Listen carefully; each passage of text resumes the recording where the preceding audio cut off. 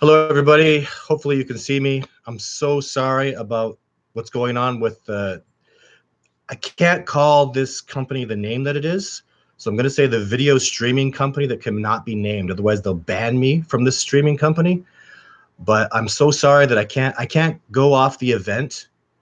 And there's really no way to I've watched all the videos and everything. I don't mean to complain, but gosh, nobody's even on here right now because everybody's on the other channel. So I'm just so sorry.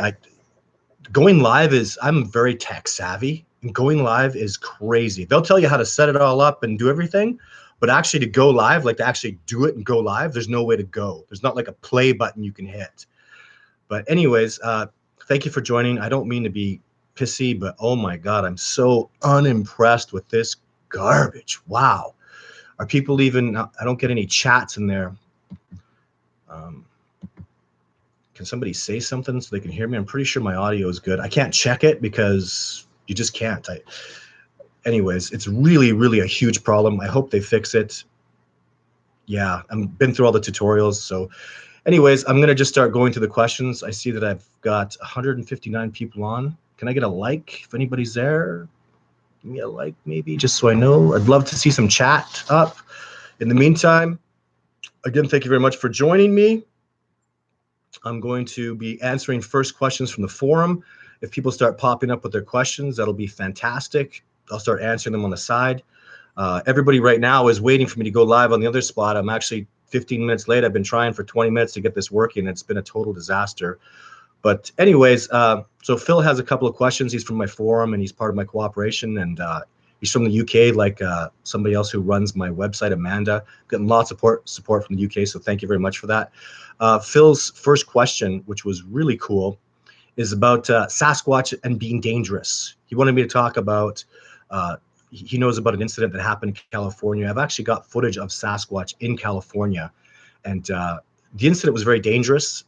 But you know what I'm going to do is I'm just going to kind of broaden the parameters a little bit so people can understand. When you're dealing with a Sasquatch, you're dealing with what the best way I can explain it is something that's very human and very primate. So I study gorillas and chimpanzees, and I think even mostly it's the gorillas that are important when you study the primates.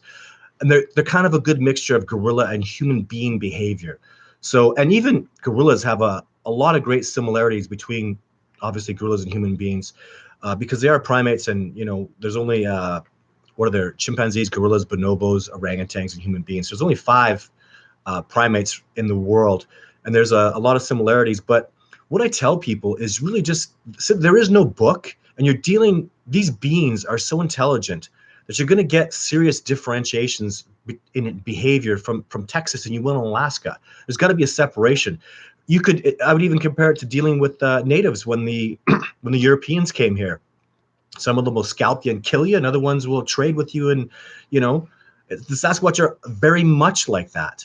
So you know what you got to do is, I remember somebody calling me and saying, you know, the Sasquatch are always violently smashing things, and when we see them, they have big sticks in their hand, and they're holding boulders and shaking them. I would tell you I mean, it's scary, and I don't think those Sasquatch want you there. If a Sasquatch latches on you and hurts you, which happened to me once in my case, they know they can kill you. They're giant primates. They're fast, they're intelligent, they move incredibly well. So, you know, be very cautious. I would maybe even say be a little afraid when you're dealing with these beings, because they are incredibly exceptional and amazing in so many ways. Trackers, hunters, evasive, they know their territory, they move in an amazing cooperation as a group. So just kind of use common sense and really think about how you're feeling. If you feel, I know people will get rocks thrown at them and they get scared by that. Well, did the rock hit you?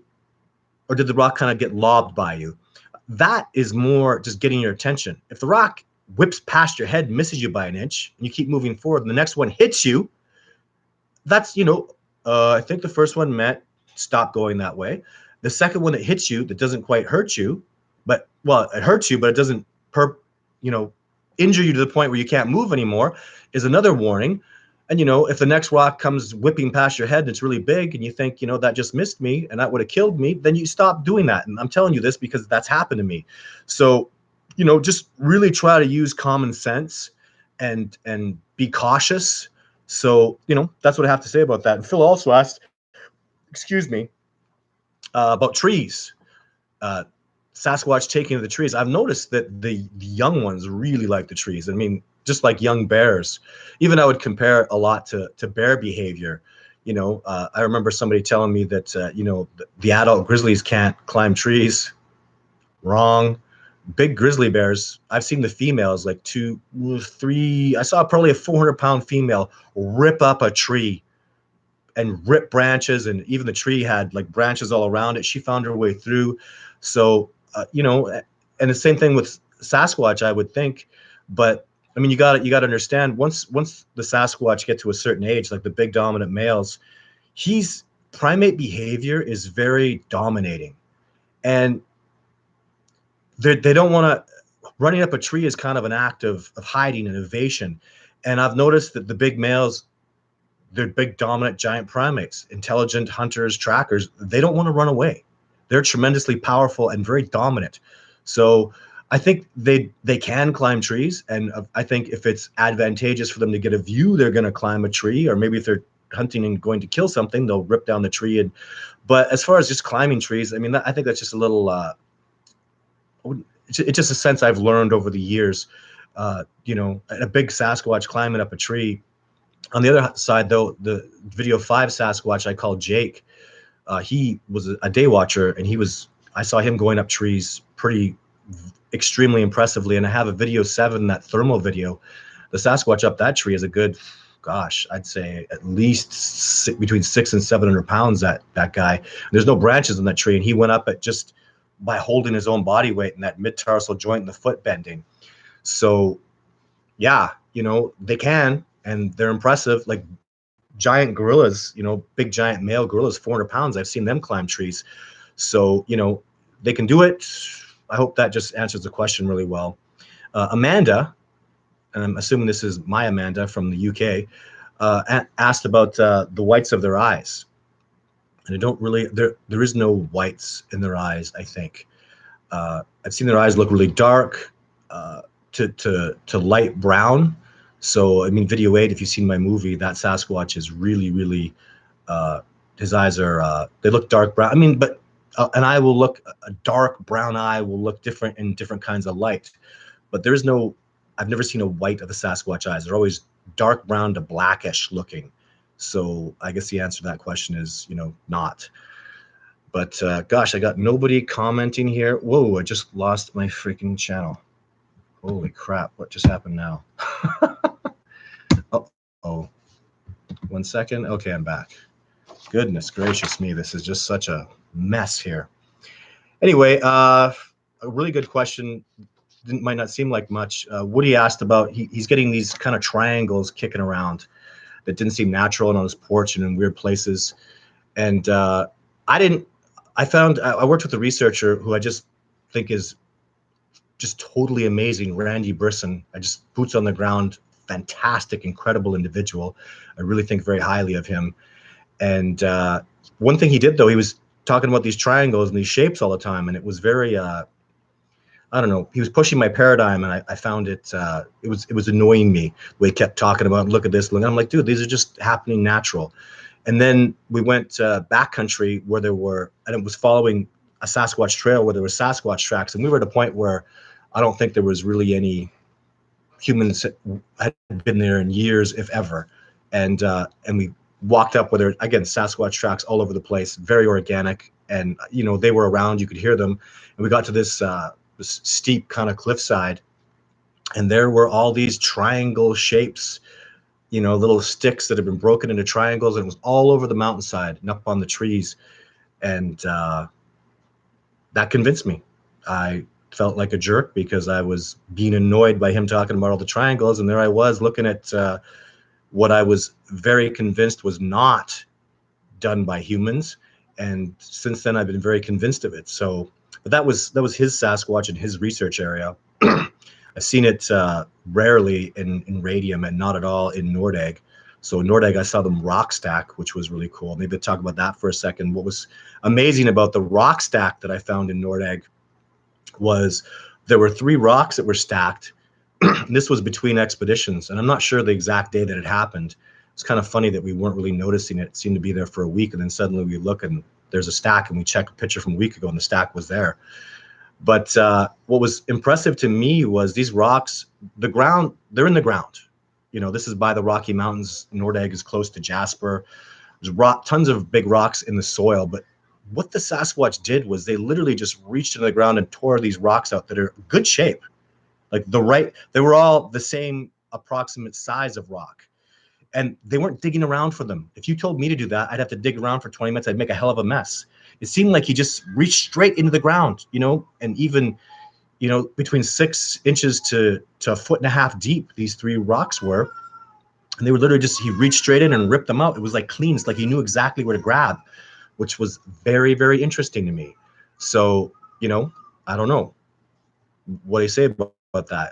Again, I'm moving forward with the research. I'm doing the best I can to understand, but I'll tell you the facts. Those are the facts. He just seemed to rip those rocks out, stacked them up nicely, right by a spot that we were giving them apples, and you know, you can derive your own conclusions from that. Next question was TJ. People keep asking me about David Pilates. What do I think about David Pilates? I don't know. You know, I don't want to talk about David Pilates because you know, his work seems really good and he seems really legit, but I go out in the field and I go as nose to nose, as toe to toe with Sasquatch as you can.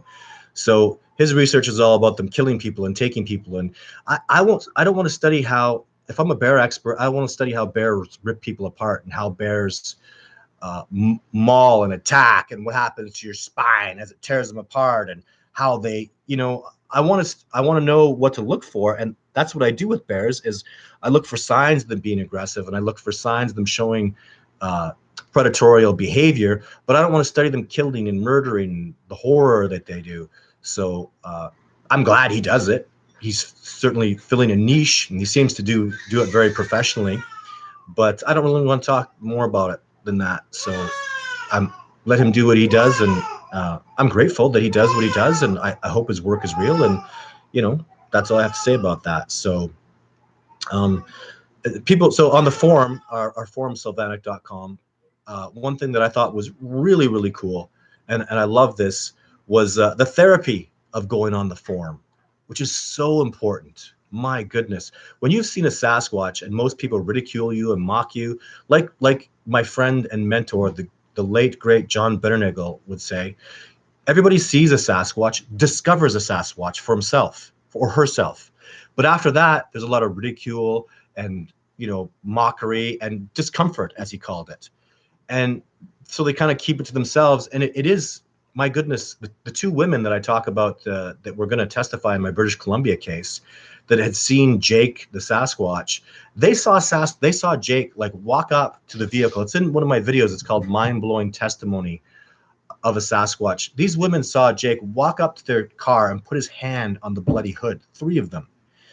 And this was a few years ago. As the years went past, they were so mocked and chastised by their families that they were almost thinking they didn't see that. And that blows my mind, to be mocked by your husbands, by everybody was like, just shut up talking about it because you sound like a lunatic. And when they sat down with me and met me and they'd seen my videos and they had a great deal of respect, they were waiting with bated breath for me to talk. Like they had this look on me like, say something. And they were scared about what I was going to say. And my answer was like, I looked, they showed me this is the Sasquatch they saw. They told me about marks they saw on his body that nobody really knows about. And I sat with them and I said, well, of course you saw Jake. And they all looked at each other and kind of acted really strange. And they go, what do you mean? And I go, well, you saw Jake. He's a Sasquatch. He's real. Like, I want to say congratulations. That's incredible. Your sighting. And they all started to cry. They're like crying and hugging me. And I was like, what's going on here? Because they've been called liars and deceivers so much that it was nice for them to just, the therapy of talking about it was just, they just broke out into tears. And I was a little pissed that their husbands and their family and their children even were mocking them. And these one of them was like a registered nurse. The other one was a massage therapist. Like these are professional, very important members of the community that do great things. And to be mocked and chastised, you know, it pisses me off that they were so hurt like that. And I told them that. I said, you know, that pisses me off. And I said, you know what? You go tell them that Todd Stanley, who's worked with Survivor Man, who's had Survivor Man live interact with Sasquatch, and show them my documentary and say, look, this PhD Jeff Meldrum, saw Sasquatch with Todd Standing, and all take everything I have, take the Survivor Mans, take the documentary, and go show them, they're not crazy, and show them that they have the support of me and my collective and my colleagues. All of us support them, and there's there's a lot of there's millions of people out there. There's, according to one of the best statistical studies I've ever seen, 1/3 of the people in the United States believe Sasquatch is either real or very probably real. That's 100 million people. That's a lot. So, 100 million people in the U.S. alone think, you're probably telling the truth, or you're very much telling the truth. So there's a lot of support for this, and it sucks. There's so much ridicule, but it always happens when you're going around telling everybody the world's round, and it. You've seen it, and everybody's saying it's flat. They think you're crazy, right? So I think people that are absolutely certain that Sasquatch can exist shouldn't take long walks for fear of falling off the flat earth. That's what I think about that. So Sasquatch are real. I'm not a Sasquatch believer. I know Sasquatch exist, and I've worked with some of the most incredible, amazing people in the world, and I will continue to do so. I take the best of the best, the most incredible, amazing PhDs and heroes of mine. I've had, and I will continue to have, amazing, incredible opportunities to take these people out and show them Sasquatch, have them live interact with Sasquatch. And after it happens, we go substantiate it with tracks and busted trees and all the evidence that exists. So that's where we're at, and go take that. I tell people when you have my documentary, go show everybody, and they're real, and you've got the support of the reality of what happened in my documentary. I mean, you can argue the photographs and the videos and whatever. I showed a PhD of Sasquatch. And then John Bitternagel was, he's a wildlife biologist PhD, is firmly convinced I have, in fact, filmed portraits of the Sasquatch face. That's a quote, So, and what Survivor Man is toughest, badass survivalist dude. Man, is he tough, And you watch the episodes of Survivor Man Bigfoot, the 4 with me in it, you'll see what happens. And that's all I have to say about that. So there's a lot going on out there, and Survivor Man, he has to be very PC, because I don't know that he's seen a Sasquatch yet, but he's live interacted with them. And if you saw the episodes, I mean, it's pretty unreal. It's brilliant and amazing what happens to him in the 3 days at a time that he came out with me. It was amazing, and he'll go around the world, and he's the great Survivor Man, and he'll tell you, at the very least, he's telling people there is something out there, and we have to figure it out. And that's his nice PC way of saying there's something out there. He's Survivor Man. He's badass, tough as nails, doesn't get any more amazing, real, boots on the ground, and he's Survivor Man, telling you he has, and I quote, "I have no explanation for what I heard last night that took the apples and made sounds that I can't explain and left big giant footprints on the ground from a big heavy biped." He's trying to tell you something, You may not have seen it, but the evidence that he was there and he experienced boots on the ground is very, very, very significant. So, Survivor Man, PhDs. This is a very Jane Goodall, my hero. She knows she's convinced Sasquatch are real, and she's just being smart in that. Why she hasn't seen one, and she loves the romance of it, but the indigenous people know. And I'll tell you, Jane Goodall knows about the incredible gifts that indigenous people have in an area, because those trackers kept her alive. Those trackers were, I don't even mean to be a jerk, they were the heart and soul of that discovery. They were the ones that took her out, told her when to go out, kept her safe. She's a very brave, amazing, incredible woman, but she knows how the indigenous people don't get the respect they deserve. And I feel at this point, my family and I've been living in the north of North America, for generations. I feel like a very indigenous person. I almost, when I fill out a form, I'm not legitimately indigenous. I hardly have any native blood in me. I think I'm like 1/20th native, but I'm indigenous, man. I've lived here 3 generations. I'm boots on the ground. I know this terrain, and I know how to track, and I know the animals. This is my home. Like, Americans are like, this is America, right? And your home, you love it. It's beautiful. You live in your small town, you can hunt and survive, and you're really you're pretty indigenous, I think, you know, and you want your respect and you earn your respect and you get it. And we're not very respectful of a lot of indigenous people for the most part. And I think it's disgusting. So anyway, when the indigenous know and you give them all the indigenous people in North America, they all know about Sasquatch. They all know they're real. I've seen it dozens of times. I learned new terms for Sasquatch. Even what we think they know about Sasquatch isn't even out there. And I hope you understand what I'm talking about. There's a lot more that they know. And gosh, people that think we just know it all and are so arrogant. It blows my mind. Oh, we got everything figured out. We know. You don't. You have no, there's so much more out there. All the miracles and wonders of nature have taught me what other wonders and miracles that we're going to, beyond dolphins, sonar, seeing babies in bellies, and beyond bats picking mosquitoes out of the air in pitch black, beaver eat wood. Don't tell me that an indigenous primate species can't survive out here. Beavers eat wood and they live, they're fine. They grow and they eat wood and they build dams. You know, look what a spider can do. You've ever seen, you know, how incredibly intricate and amazing a spider web is? You take that for granted. This little tiny itty bitty being with a brain that's half the size of a pinhead has the ability to make an incredible masterpiece like that. Incredible. Knows where to build it, how to build it. And you just take those miracles for granted. Nature has so much to teach us. Nature is such a miracle. But anyways, the whole long of this was the therapy of the forum. People going on there.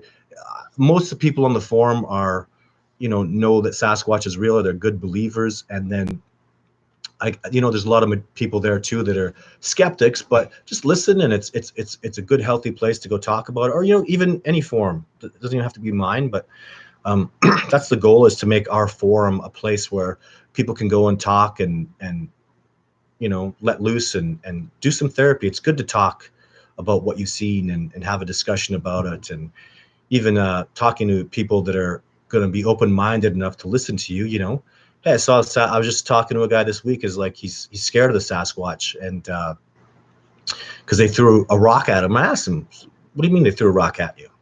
Well, I was fishing at the creek and I pulled a fish out and a rock came flying at you. And I go, did it hit you? And he goes, well, no. I go, how did that feel? Like, why is that scaring you? He's just kind of telling you he's there. You think he couldn't hit you with a rock? I promise you, they're extremely accurate with rocks, what I've seen. And what scared him, I think, is that it came from so far away, like 250 yards in his estimation, it had to have been. And of course, that power scares you. But and then he talked about he got growled at, and I'll tell you, so many things, like, we smile like that, and primates, that's a sign of aggression. But something else I've learned too, I hand fed a silverback gorilla. And I remember I gave him a carrot, and he took the carrot, and when it was tasty in his mouth and he enjoyed it, he went, and it scared me. I was like, whoa. I was like, that did not sound happy. And it was. That's how he sounds, like he's happy. He makes that sound. And maybe, the Sasquatch saw you pull a fish out of the water and was like, that looks good, right? I have a beautiful black Roddy, and when I come to the door, she scares the hell out of people, because she comes and she doesn't have a tail, so she wags her whole bum, and she goes, and she kind of makes a kind of with her mouth. She's smiling, and her teeth are showing, and she's growling, and people are terrified by that. But there's no reason to be terrified, because it's just how she, she's overjoyed with affection, and there are major differences. That's why I say, in studying and learning and interacting with Sasquatch, understand there's a lot that's going on that's human, but there's a lot that's primate, and that's what makes it complicated. And I think what the real trick is feeling it in your soul and really thinking it out. Go away and think about it. Give it a lot of thought. Put your heart into it and try to keep an open mind. Be young when you think about it. Open your heart, be young, feel love and positivity when you do it. And you'll come to an answer, and perhaps maybe even send us an email, bigfootencounter@gmail.com, or go to my forum and we'll talk about it. So really good question about mating season. Well, primates, all primates, humans, orangutans, chimpanzees, gorillas. The gorillas at the zoo, I've said this before, they actually give them birth control pills in chimpanzees and human cycles. So their cycles are If you're a woman or you know a woman, just ask what a woman's cycles are, and it's a monthly cycle. And Sasquatch are, I'm 99.99999. I mean, they'd be the only primate that wasn't on cycles. So there's not going to be a mating season. And the way I see it too is they're a male-dominated hierarchy like gorillas. So one male has a harem of females, so he's going to be breeding all the time. Obviously, there isn't going to be a birthing season, but a good question would be that I don't know the answer to would be, is there a birthing season? So does the male know that he should be breeding with females in the winter so they're born in the spring and summer because they'd have a greater probability of surviving? So are they that intelligent? Are they that amazing? Well, of course, there's only one way to know, and that's further research and study. So I've never seen any indications to see it anyway, which way, so I don't know. But obviously a baby that was born in the wintertime, in February and January, where it's the coldest out here, would be less likely to survive than if the baby was born, in the spring or summer. So, and you want to even, spring is the best time, obviously, in case you don't know, because an individual, a deer or an elk or a moose or a Sasquatch born in the spring, they'll get to grow up and get strong for the winter, because winters are hard, man. Holy crap. Surviving out in the freezing cold winter is so hard on beings. It's so tough. I don't know how they do it. It blows my mind. I'm stunned and amazed by it. So, that's what I have to say about that. But so birthing season, finding mates, again, I think it's a male-dominated hierarchy. So, I mean, if a male wants to get breeding rights, he's going to have to beat up the main dad. But even if you think about a family group, so a dad has his females and he breeds with them and young grow up, well, they're not going to want to breed inside the groups. They're going to want to go out and fight for their own troop or gather females that are running around alone, because daughters that grow up can't breed with their dads. I talked about incest taboo in one of my videos.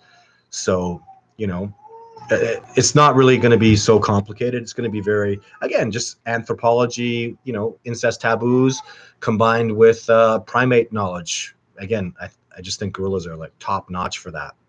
And then the other question, and this is all from somebody that calls himself Xena on, I think it's in my forum. She also asked about gatherings. That's such a good question. I strongly believe that in 2014, I think it was, Nordegg had a gathering.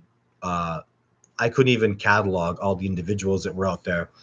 And on other years, I was able to deduce, numbers of the troop out there. And it seemed to be around 14 individuals. And I have this based on tracks, track weight, track length, sightings. I combine everything as best I can. So, but that year when Meldrum saw his Sasquatch, and, we had incredible success with Les Stroud, even Survivor Man. Actually, that was 2013, I believe, because the next year when Survivor Man came out, he just said it didn't have the same feel, didn't have the same energy. And I agree. He talked about in the episode of Survivor Man that I was feeling frustrated. So, but then there was also that whole incident, again, in that episode of Survivor Man. It's Survivor Man Nordegg season 2, there'd been the shooting and stuff that I'd potentially witnessed. So anyways, I'm terribly sorry. This feels like such a bloody disaster, and I don't know what to say. I'm so sorry that this stream didn't work out. So I hope you enjoyed the stream. I promise to work really hard, and I'm going to do some practice runs this week, see if I can make them work. I'm literally going to don't follow the streams that I'm going to do this week. I'm going to do practice streams and fight for this to work, because it's just been a total disaster. Streaming is just a completely, I can do it in Creative Studio, but I can't do it. I can't set it up. I set it up in Creative Studio, but the new beta program, it's like this update that's going on with YouTube between Creative Studio and the new beta. I can run the live stream in YouTube beta, but I can't do the event coming in beta. I have to do it in the old Creative Studio, and it's crossing and screwing up. So that's the show for this week. It was short just because I can't see any chat going on, and I don't know why that is either. Just let me have a quick look here. Now, I don't know what's going on with the chat. Normally I have all message are visible. So I don't even have a message on chat here. Oh, wait, there we go. The chat just popped up. Oh my God. Wow, the video company that's running this video that must not be named. Oh my God. I see questions now. Hello, everybody. I don't know what just happened. Suddenly, after 30 bloody minutes of being on here, I see Pamela and Kelly and Michael. So I apologize for the coughing. Make sure you understand I'm not being some kind of jerk when I cough. I cough because I've hiked in minus 40 for days, hiking up hills, breathing really heavy. And it actually did permanent damage to my lungs. I've never smoked. I don't drink. I don't do any kind of drugs. So I've permanently, horribly damaged my lungs. And now I have this cough that comes on. So I apologize. But I see everybody, and I'm going to answer as many questions as I can. So you can hear me, Robin Lynn, Shane Undertaker. Do you think the Sasquatch in the UK? I do not think they're in the UK. So even I was in Sweden, and they were like, hey, you got to go look for Bigfoot. So I was talking about wolves and the bears, and I solved the wolf problem for them. I'm famous for doing that in Sweden now. They were having a big issue with the wolves, and I got them to work on that, and I taught them some stuff about the bears. The bears and the wolves are so similar. Oh my God, in Sweden. It was crazy how similar they were. But anyways, I wasn't even going to look for Sasquatch. You know why? I talked to the indigenous people. The Vikings don't talk about Sasquatch. Leif Erikson, who came to North America and was likely scared by a Sasquatch, he was a Viking. He'd never seen them before. That's why it scared him. And they're Vikings, man. They're coming to kill shit. They're kicking ass. They're badass dudes. They're taking on the natives. They're going to kick people's ass. They saw a Sasquatch. They're not afraid of bears. These are badass Vikings, famous for being how tough they are. And Leif Erikson was like, we're leaving. That's how the only being I think that could legitimately do that is a Sasquatch. And and if he didn't recognize a Sasquatch, he knew nothing about Sasquatches because they're not in Sweden. And of course, it's not just Sweden, all the whole areas that the Vikings went into. They didn't know about this species. Yeah, Vikings are badass, Lori. I agree. Thank you. So, but just indigenous people, man. How do I get success in places? I stand on the shoulders of great men and women. I'm not going to lie. I cooperate. It's very powerful cooperation. Try it sometime. So, wow, some crazy stuff. So let's get a question here. North Carolina mountains. Hey, Don. Let's see what I got here. Vikings left trails. Badass covers. Have you noticed Bigfoot height variation to coincide with living, with evaluations? Hi, I have my little niece here today. Hi, sweet girl. I'm not into elevation. I got some heat from the BFRO. Don't know much about like what elevation is. I know about elevations, how animals drop down from altitude where food is in abundance or not. But like I don't feel heights. I've been up. I haven't been as high as the mountains in Colorado, but I've been at the top of the Rocky Mountains all through up into Canada, and I just don't get that burned out feeling. So I don't really concern myself. A lot of people that are really out of shape and having oxygen problems. Oh my gosh, I just got YouTube thanks you very much for your $10 donation because it goes to YouTube, and I'm very grateful for YouTube. Hi, Stanley, living in China from America. Have made a close friend who comes second generation Yaren sightings. Have you had some experience, any pointers for the beginner? That's cool, really cool. So Yaren, Yeti, wow, they seem to be aggressive. They seem to be, you know what? And I compare it to this. This is so cool. So we have black bears in North America, and they have black bears, a species of black bear in China. And in China, the black bears are just pissy, angry sons of bitches. And I don't know because I haven't been there. I'm talking to just indigenous people and other experts that are, have been to China and that are experts of species in China. They've told me that the black bears out there are just angry, pissy, kill you, jerk bears, really, really bad. They'll hurt you here in North America, but for the most part, they don't. They're a little bigger out here, but they don't seem to be as aggressive and as angry and as pissy. So, hey, Deb, I'll talk about my protection, yes. But anyways, my point with all this is it seems like the Sasquatch have similar differentiations, similar differences in behaviors the same way the bears do. Our black bears are bigger and less aggressive. Our Sasquatch seem bigger and less aggressive. The Yeti seem a little smaller and more aggressive and up at higher altitudes. So obviously I haven't been to China. I would love to go and travel. I'd love to go see the Yowie. But you know what? It's kind of irresponsible in the Discovery link. Sorry, I'm just looking at Amanda. It's kind of irresponsible in the discovery process for me to be hopping all over the bloody place. Because you better learn this about people. You got to understand this about life. This is a life lesson. You want to be a light. You want to get some results. You got to be laser focused. Lasers cut. A beam of light is weak. It spreads all over the place. If you take a laser and spread it wide all over the place, you're going to get less results, less concentration, less forward progress. For me to be responsible, I have to focus laser on where I am. I'd love to go to Australia. Megan, call out to Megan from Australia. Man, I can't wait. And all the people from Australia, I would love to go out there. Oh my God, it would be a dream. But I'm just going to get led by locals. They're going to teach me stuff. A Darnan junk tribe was trying to get me to come out there, was dreaming about me and contacted me.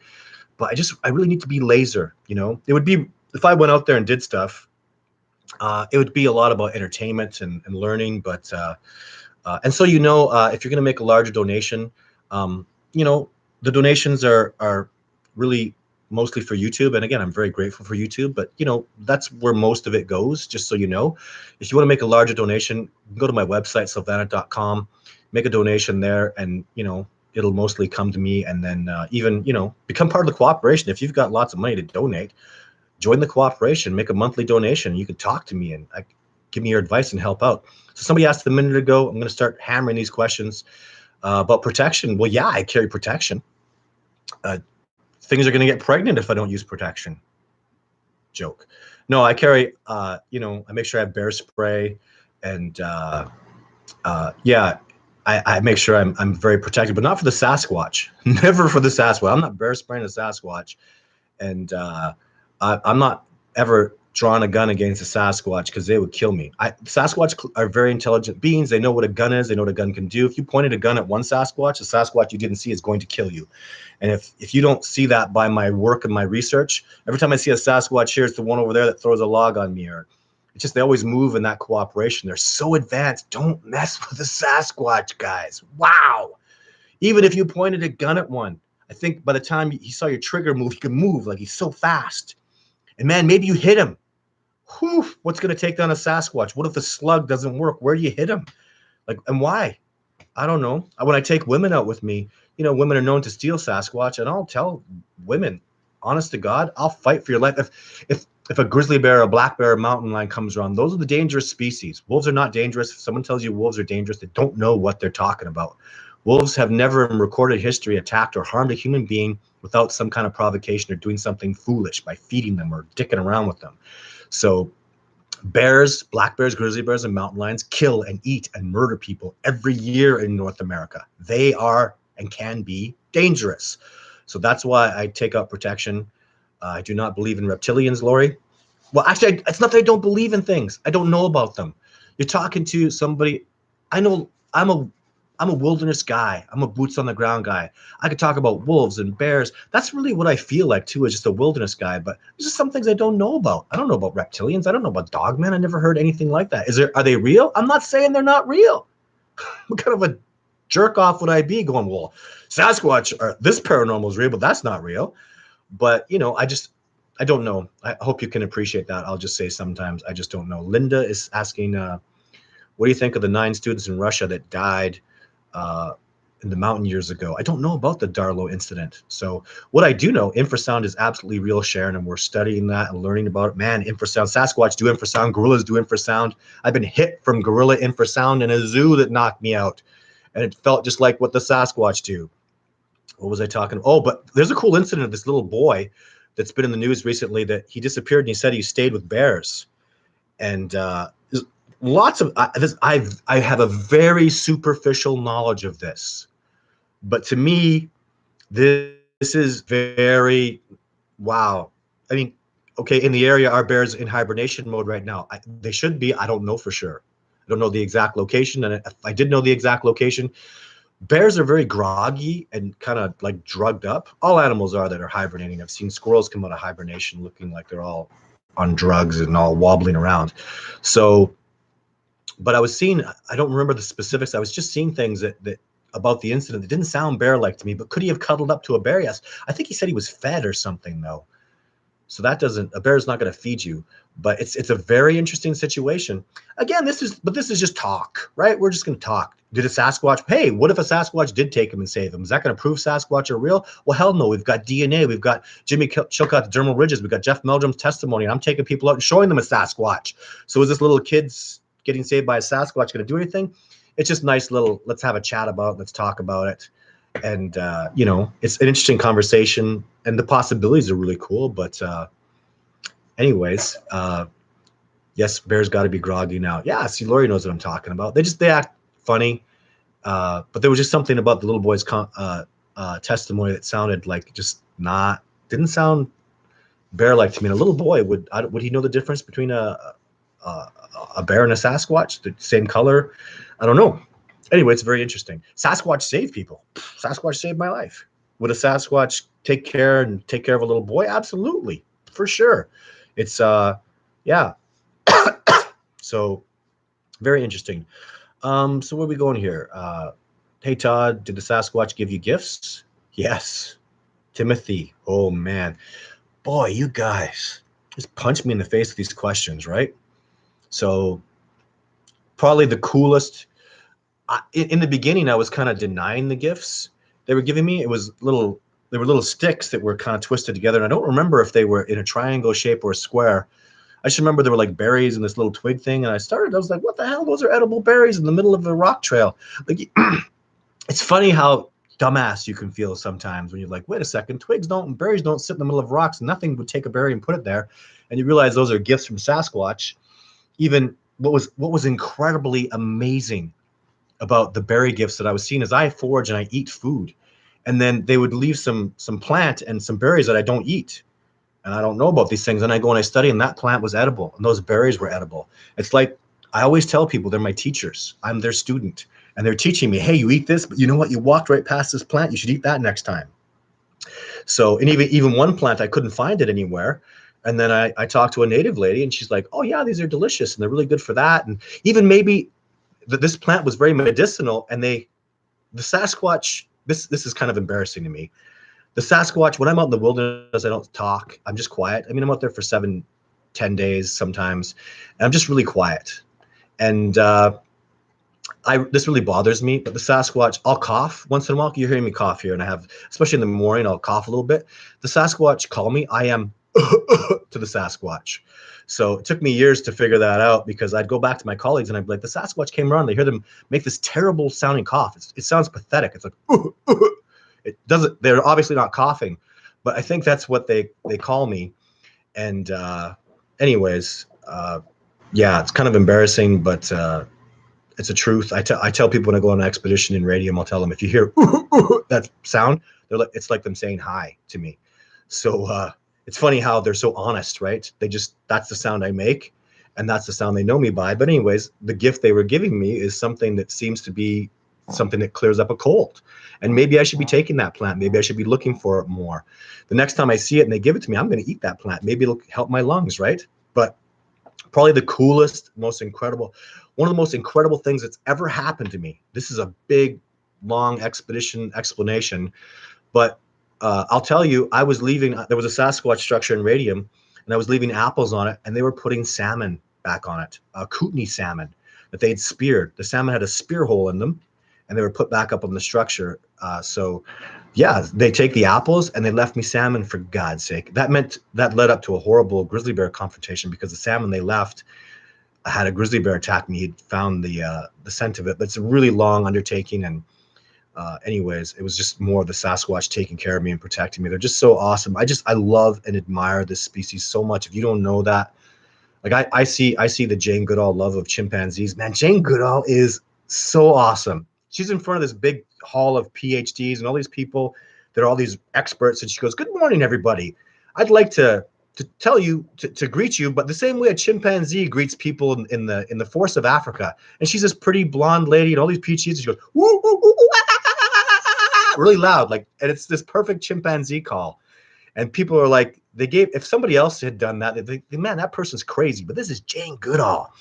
And you know what was powerful about that was she's letting people know that this is the love and the passion and the depth of this discovery. I don't know, as as a somebody who researches beings that are similar to chimpanzees, I just got it. I just felt it, what she was trying to say. Like, this is nothing like what you know. This is a whole different. Primates are similar, but there's so much more, and look how rich it is. And it was just, it was amazing that she did that. So do they have a good sense of humor? Man, you guys are so awesome. I could be on here for 20 hours. Sense of humor, I think they do. I heard what happened was, that's such a good question. Who had that question? Man, that's a good question. I hate it when you guys ask such good questions. I shouldn't be talking about this stuff. This is like for my book. I found the most, I did this thing, I got to get to just the point. I did this thing for years where I finally got these two Sasquatch to walk on a substrate that was perfect, and I got these perfect tracks. I wanted like the best Mac Daddy tracks ever. It was actually a colleague of mine who was funding me and paying for the expeditions. He wanted a Sasquatch track for him, just for him. So I did this thing. Finally, it worked. The Sasquatch walked to this perfect substrate. Perfect. Like the most incredible tracks ever. Dermal ridges. To get tracks that are amazing is so freaking hard, you know. In the Rocky Mountains in British Columbia and Alberta, there's barely any soil. You get partial tracks, or the soil is too wet and sloppy and water goes into it, or it's too dry and it doesn't compress. This was like the perfect clay substrate. Man, these were the greatest tracks I'd ever seen in my life. And I purposely had them walk that way. And there were two individuals. This goes back to the sense of humor. So I go down to get the casting material because I was looking at these tracks and I was all like impressed and in love. I was like, and I was kind of dancing around going, whoop, whoop. I got tracks, baby, whoop. I was stoked. So I go down to get my cat. You don't walk around with casting material. Not real, right? It took me about 4 hours. I walk down, get the casting material. I walk back up with all this casting material to get these tracks, and they are covered, gone.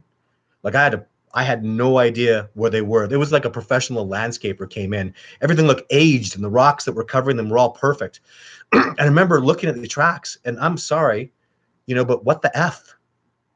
What the F? And I'm standing there with my arms like, what?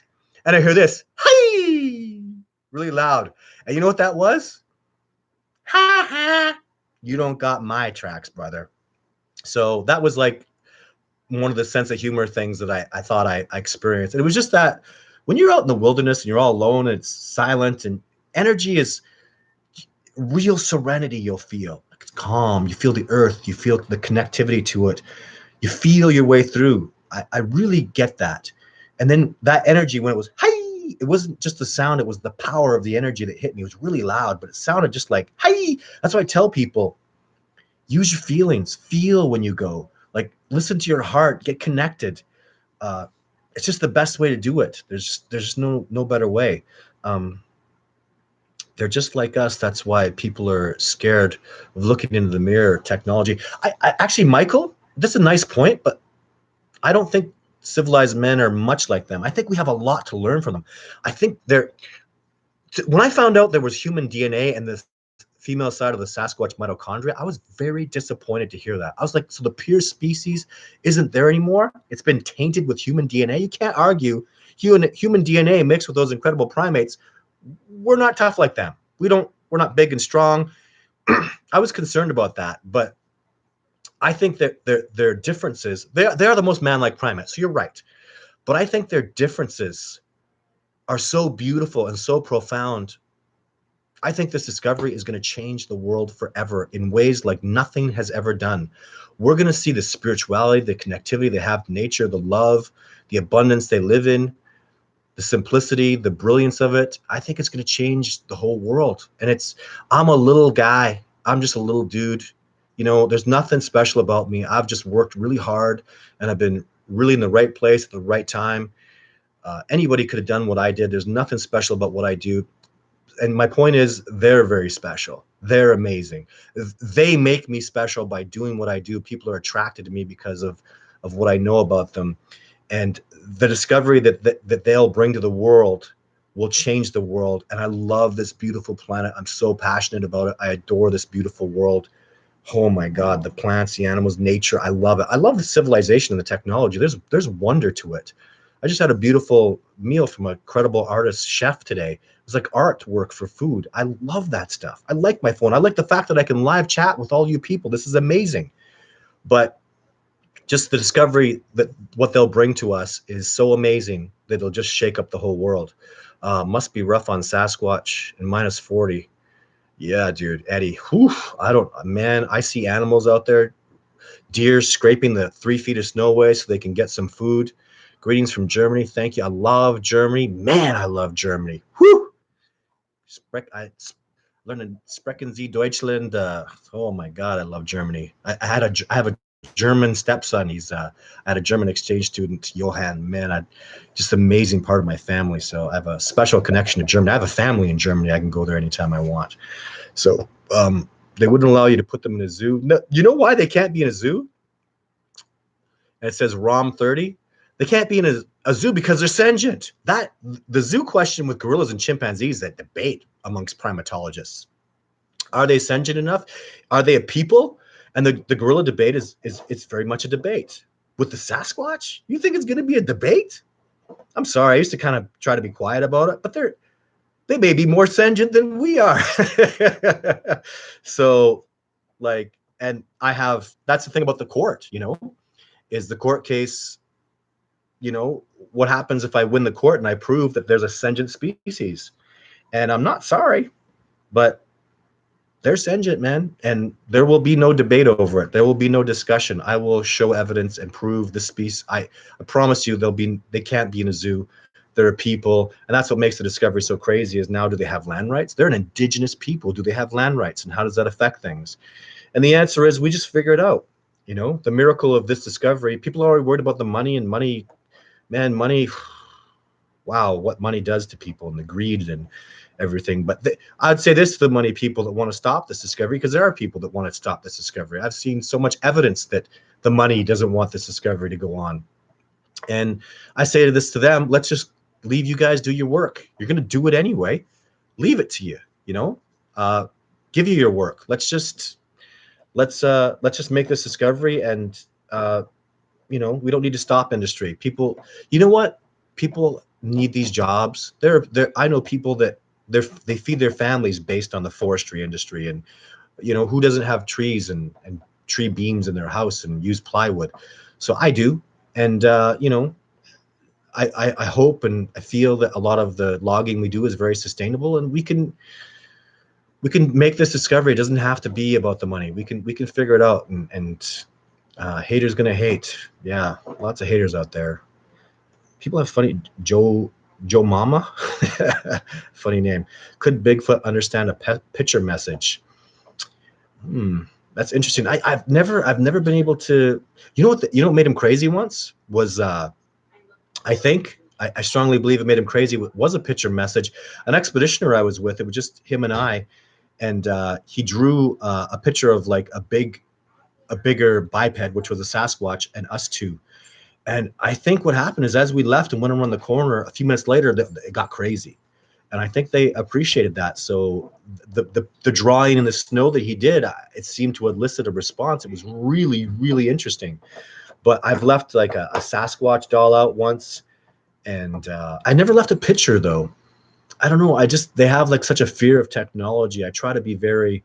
If I was gonna do something, I'd make a stick man out of wood or something. Try to be very natural. They just love nature, and they're just so afraid of technology for really, really good reasons. Bring in a body, not gonna happen, my friend. I don't know who. If I went out with a team of the best elite experts in the world, it would be war. Would we win? Maybe, probably. You know, but what's disgusting is when you come back with a baby gorilla, like Diane Fossey said, you murdered and massacred a troop to get it. You killed the silverback. Oh, you got a baby gorilla. Dad's dead. You murdered him. Well done. And you must have murdered the mom, because moms love their baby. You probably killed a couple blackbacks that were fighting with their dad. So you went in there and massacred a beautiful family that lives wonderful and harmonious. And I'm ashamed of my race when we do things like that. Ashamed. It breaks my heart. It brings tears to my eyes. Mountain gorillas are damn near extinct, and I'm really ashamed of that. Someone I'm about to call a colleague, Ian Redmond. I'm trying to work with him. I've been trying to work with him for years. Man, he just had a conversation that just almost brought me to tears, where he's like, this was his watch. Mountain gorilla populations are declining, and this was his watch in his time. He took over when Diane Fossey was murdered for trying to help the gorillas. And yeah, it just brings tears to my eyes, man. It was his watch in there. We might lose him. A wonderful, magnificent species. So yeah, it's really heartbreaking. So let's not go to war, please. It just and they're such a good, peaceful species. With time and patience, we can get this done appropriately. They're trying to communicate with us. If you saw the end of my documentary, they're communicating with us. They know about us. They're aware of us, and we're not aware of them. And who's the intelligent one? Why go and massacre and start a war with these intelligent, equilibrium forced wild beings that are miraculous and amazing?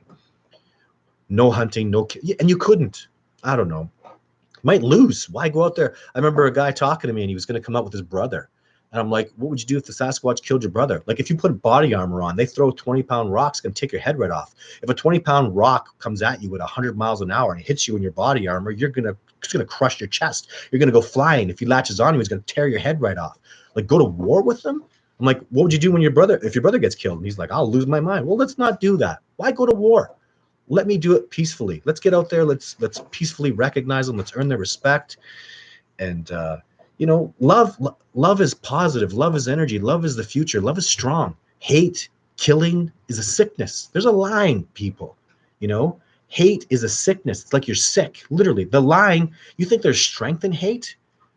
Like, whoever is going to say hate is the opposite of love. Love is strong. Love is integrity. Love is truth. Love is justice. That's love, right? A sickness. You're ill, you're sick, it's the flu, it's cancer. That's hate. It's below the line. The line exists. There's a line. Love, hate, right? Hate is the sickness. So it's gonna get it. People are sick. But anyways, thanks for the love of the chat room, DJ. Where's a good question in here? Because we're on an hour here. Thanks for loving the chat room. Thanks for everybody coming on board. Man, you guys are amazing. Whew, the questions that I'm getting here. Kid Extreme, Sasquatch or apes created by God or evolved, not Nethrum. Sasquatch or apes created by God or evolved. Well, I'm an evolution guy, so even my colleague Jeff Meldrum, he has a whole huge religious background that's really important, and he loves it. But yeah, he supports the evolution theory, and he's very about Christianity and the Bible. And I love Jeff Meldrum. Oh my God, that man he's my hero. Don't ever bash that man. I just have so much respect for him. If people were more half as good and as honest as Jeff Meldrum, this world would be the most beautiful, wonderful place to live. He's a brilliant, intelligent man, and he has powerful connections to Christianity and to God. And yet he's a professor of science. So anyways, it's all good, but yeah, I think it's kind of hard to deny evolution at this point, and I embrace it and I love it and I learn from it, and it helps me understand things, and I believe it's a truth. And again, a truth is positivity, it's love. That's what we're all trying to do. That's what I'm doing. Why do I keep moving forward? Because I'm looking for the truth. I'm a student of the truth. I love and adore the truth. The truth will set you free.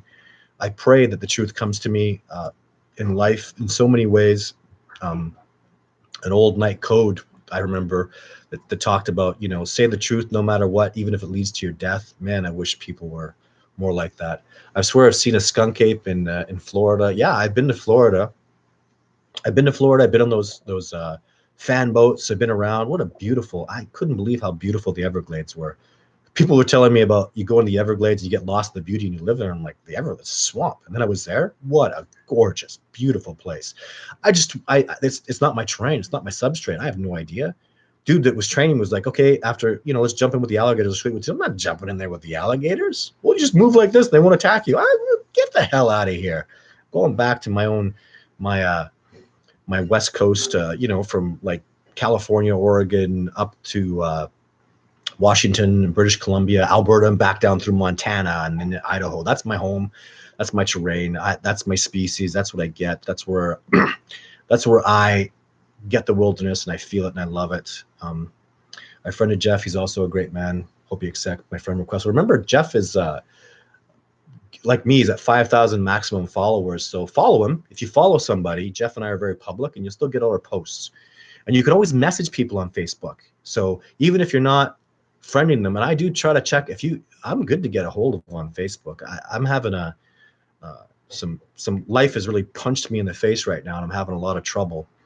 I'm going through a big family issue that's just been an absolute worst, horrible nightmare. But I'll get back on Facebook really good. Then when I'm gone on expeditions, I won't be, obviously I can't do media when I'm on expeditions. I'm planning to do some expeditions right away. And then I hope a lot this summer, but I'll always do the best I can, if you really have something to say. And gosh, Amanda and the people in the forum and bigfootencounter@gmail.com. If you have ideas to help me expand my cooperation, I'd love that. I'm really about expanding and cooperating. So many people are passionate about this discovery, and I'm passionate about cooperating, really passionate. I mean, it's not even, it's just this discovery is about mankind, learning about this new incredible species, and I need all the help I can get. I'm honored in Jeff Meldrum's track and what John Bitternagle did, now what Les Stroud's doing. So amazing. Let's all move forward and cooperate. So Chris, so probably retrieved and bury their dead. They are not merely animals. Yeah, that's the animal question. And do they retrieve their dead? Do they bury their dead? Yeah, I have some more stuff to learn about that. And I'd like to prefer not to talk about the burial of dead until I have a little more information. I was before, but now I'm kind of at a standstill. I need to learn. But I mean, the question about animals, we're all animals. Human beings are part of the animalia. But I understand what people are saying. They're thinking like, are they animals like gorillas? Are they the real more precise question is the sentience of them. Are they people, or are they, you can put them in zoos and they're not sentient and they're more like gorillas? And the answer to that is sentient. Absolutely. That's me being very specific about the question. I can't be broad about it. I need to be very specific. I would like to donate $5,000, John. John, if you have $5,000 to donate, you don't need to donate that. You need to come on an expedition with me. But if you would like to donate it, just go to my website, sylvanic.com, and thank you so much for that. That would be amazing. You need to have a conversation with me. If you're going to donate anything more than $50, we need to have a talk because I'm super grateful for that. We fight hard, all of us. Amanda works hard. There's just so many people that work with me. We're working hard because we really care about this discovery. I got tens of thousands of dollars in court fees this year. And it's just like people like, well, you're so out. I gave up my house. I gave up my whole life and my career to do this discovery like over a decade ago. But that's the discovery is so important. And I'm not competing. If anybody else gets this discovery done, is the person that makes this discovery happen is going to be my hero. Maybe a hater will get it done. Like, that guy who hated you made this discovery happen. I'm the happiest guy in the world. He just did that's just what I want. I just want the discovery done, and I want it done ethically. Don't want to hear that some assholes went in there and shot the hell out of them and killed a troop. Now they got 10 bodies and they proved they exist. I don't want to hear that. I want to hear it done where I could be proud of my species. I'd like to be proud of my species because I sure am proud to know them. Have I heard them speak? Absolutely not. The talk and the conversation that people, never anything like that. The reason, so I've never heard that, and my reason behind that is that's human. That's people stuff, and they don't want to be people. They're not people. They love who they are. Man, a Sasquatch loves the wilderness. He loves the trees. When we go out in the open trails and all stand open, they get out in the open trail and they're uncomfortable because it's not. Where's the trees? They walk on those trails that we make, even with the gravel, and they don't like the way it feels. This is not natural. They love the trees. The trees are their home. It keeps them safe and warm. It's like, I just feel the love that Sasquatch have for their homes. They love it. They feel it. It's gorgeous. And I love them for that because I get a little piece of that. I get a piece of how I love the trees and I touch them, and I love nature and I eat nature and it feeds me and I drink from the rivers. And thank you, Keegan Reed. I'm very flattered. So they're just so amazing that way. So eats a lot of meat. They have to. It's Modern Explorer asks about they eat a lot of meat or says that. And what's crazy is I know they follow the elk. I can't see them surviving in the winter. It would be much easier to survive in the winter if they killed elk and just ate frozen elk meat and survived. But you know what? I've never seen it in the scat. I've had many scat samples. Every time I find a scat sample, I showed one to Survivor Man when I met him. I'd literally just been to a research area, had an encounter with the Sasquatch with tracks, found the scat, brought it to him, and I brought scat to Survivor Man. First time I met him, and he had no explanation to what that could be. No explanation. We took it, we broke it. It had no odor. It was just plants. And it was plants I'd never even seen in the occult. Like, I'd never seen you could eat. I remember I saw a juniper berry. You're not really It's not really a good source of food. So yeah, I've never seen evidence of. I haven't seen so much scat. I never find scat in the winter, obviously, at all. But yeah, in the summer times when I found the scat, it's just entirely like you can see meat in in wolf scat, in bear scat, in mountain lions. Yeesh, it's all meat. They don't do vegetables, and the scat is just the nastiest, worst, like cat scat. It's terrible. But yeah, it's I'm at that these things contradict themselves almost, but perhaps it's just I'm not getting the scat at the right time of year. So Amanda's talking about her forum. Keegan Reed, how else can we help you, Todd? I don't know, Keegan. You tell me. Like I have a guy donating website help. Amanda is just working on so many things. Just send me an email. I don't know you. I don't know anybody. What can you do? What can you do to help? Uh, a lot of people, money's tight and you can't afford it financially. And you know what? I don't. If you can't, the people that make donations to me, you got to be able to. You got to be like middle class, upper middle class, where you're making enough money where $20 a month is nothing to you. Nothing. That's why I even chose $20 a month. I think it's a good number for somebody who's comfortably financially set, that they just don't even think about it. If it's tight for you, if $20 a month, you're like, oh, it's a little tight, don't do it. Please don't do it. Share my videos, watch the YouTube commercials, support the people that are the commercials. Have a good look at the products that are supporting YouTube, because that's why I'm here. Watch the commercials, share my videos, tell people about it. And if there's some other thing you can offer me, I would love, I just don't know you. Think in your own head. Hey, what could I do to help? Send me an email. We'll see what we can do, right? There's so many ways to help. Get on the forum, talk to Amanda. So it'd be awesome if someone donated $1,000 tonight. Yes, it would be awesome, because if you donated $1,000 on here, YouTube would be very grateful for your donation. So, you know what I mean? If you have a big donation to make, go to my website, sylvatic.com. There's a big donate button right under the first heading there, and you can really just talk to me, right? So what else have we got here? I'll do a couple more questions. I do 90 minutes, I think. You guys are amazing. I found scat looks like meat, but no fur like regular predators. Yeah. You know what I'll talk about? I was with my sister today having dinner, who's not a special effects makeup artist, for Christ's sake. Please stop saying that. We always have a good laugh over that. What a joke. Some douchebag came up with his sister's a special effects. He's not. Anyways, we're talking about dinner about we had this wonderful meal from this amazing chef, and this is really cool. You people are gonna love this. I'm gonna break the bank here and tell you something amazing. When you find deer bones or elk bones, you want to know how you could know it was eaten by a Sasquatch at one point? I'll tell you. Because the ribs are busted off the spine. Nothing does that.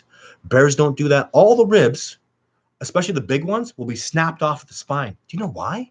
Because the marrow, which is very rich in nutrients, is extremely tasty and so high in amazing nutrients right by the spine. It's like bright red and beautiful. I've eaten it. It's delicious.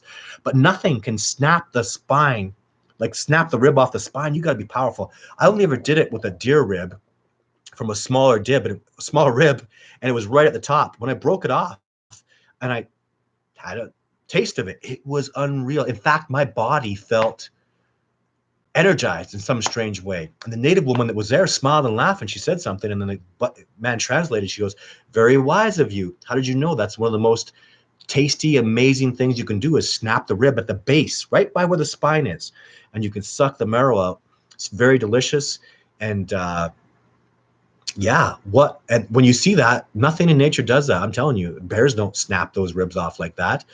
And if they do, there's going to be claw marks and chew marks on them. When you find ribs all busted off, it's like a delicacy to them. So isn't that cool? That's so cool. And it took years for me to figure that out. But when somebody calls me, and I try to keep these things a little bit to myself, because when somebody calls me and says, "Hey, this deer was killed by a Sasquatch," I go, "What do you see?" And I don't mention anything to them, and I want to be able to call their BS. The fact that Sasquatch trackways, the feet are in line, not staggered, it was kind of a secret that I had for a long time, and now it's really out.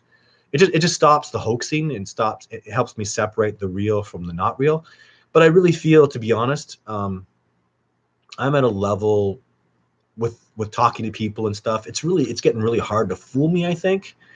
And why don't we? Anyways, I'm going to answer this question too from Eddie here in a second. But I just feel like I can just talk to someone when I feel love and passion. There's certain cues that I listen to, and when I feel that authenticity, um, you know, I feel it, and then I just start moving forward, and either the relationship succeeds or it fails. At least I try. So a good question from Eddie here though was, why don't we find bones? I've spent thousands of days in the backcountry now, Eddie. I've never found a bear skull. I would love to have a bear skull or a mountain lion skull. Even animal bones are so rare. And if you go, I wanted to do a TV show they were talking to me about, where it took $1 million and we were in a helicopter. We just threw it on one mountain and have people go look for it for a month. They'll never find it. Put it in a brown case. One mountain is like, you're just not going to find things. Do you understand how vast the wilderness is? And these guys live in the harshest backcountry places. And even when bears and mountain lions when they know they're going to die and they just can't survive anymore, they go off somewhere secluded, and they don't want to get killed when they die. So they go off and hide somewhere and die in some secluded area. They don't die in open. They know an animal knows when its time's up. Sometimes they can kind of feel it. The jaw's busted, and they just go off into seclusion and die. So, and you're dealing with a species that, even if you just use that fact and say, okay, they just go out, if they lived alone, which they don't, they would go off in seclusion and die. But now you're talking about beings that, like, look at gorillas when a baby dies. They just keep the baby, and they're horribly upset. And, so when you're dealing with an intelligent being like this, it's extremely likely that they put them in a spot. And it's extremely likely that they're not going to allow you to mess with the bones and take them. And then, then the other question is, bear, I've seen people take bear hands and make it look like people hands. They go, look, this could be a Sasquatch. I just cut the tips off, trying to hoax. The anatomy of beings is so close. Bears look like they have 5 fingers. You stretch them out and they look like a man. The anatomy of a pig, people would teach the livers here, spleens here, hearts there. It's all built the same. So how many forensic anthropologists are walking around the wilderness that are going to identify the difference between a bipedal primate femur bone and a bear bone or an elk bone? Is it an elk at 4? For most people, a forensic anthropologist couldn't identify the difference between an elk. You need one of those people to identify the difference between a 1-year-old elk bone and a 6-year-old grizzly bear bone, because there's similarities. So how many forensic anthropologists are spending thousands of days in the backcountry checking bones? Somebody could come across a Sasquatch bones, and unless they saw the skeleton, wouldn't even know what the hell, right? Just assume it's something else, because our anatomies are all so different, are all so similar, being mammals. Dogs eat bones completely. And in nature where I live, porcupines will devour the bones. That's their job. That's nature really takes care of things. In our terrain, fossils are so rare. I was just talking to a big skeptic about Sasquatch, and he says, one thing that does help me understand that there's a really good possibility that we could just never find bones from a rare species like this is, even skeptics like him agree, it's like 99% of species will never find their bones. We'll never find, there's never been a chimpanzee bone discovered from fossil discovered, so we know chimpanzees are real. So people who Todd call a hoaxer are projecting. I don't mind though, haters are going to hate. If you're going to do anything great in the world, Gandhi was murdered by his haters.